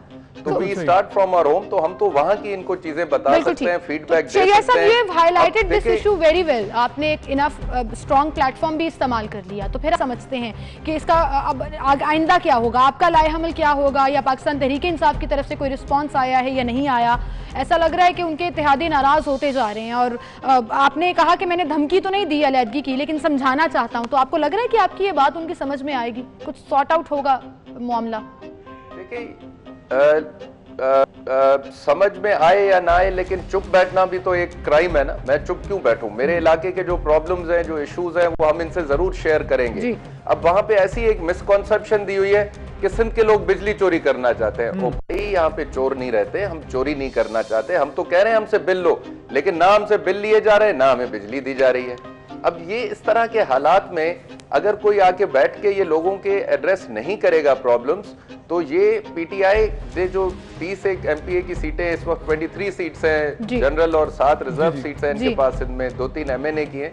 ये पीटीआई आगे ये भी ना सोचे, लोकल गवर्नमेंट इलेक्शन सर पे है, ये आप देख लेंगे कि इनको इतनी बुरी शिकस्त आएगी, लोगों को एक नफरती एलिमेंट पैदा हो गया, सेंटिमेंट पैदा हो गया। ऑब्वियसली आप एक इत्तेहादी हैं फेडरल गवर्नमेंट के साथ, और आपकी सीट्स की भी अहमियत है, उसी तरह मेंगल साहब की अहमियत भी अपनी जगह पे है, फिर काफली की अहमियत भी अपनी जगह पर है, तमाम पार्टीज के स्टेक्स होते हैं, ऑब्वियसली वो किसी वजह से ही आते हैं इत्तेहाद में, क्योंकि उनके मामला भी ठीक किए जाने चाहिए। नंबर 1, वो आपके सभी के ऐसे लग रहा है कि किसी के पूरे नहीं हुए वादे।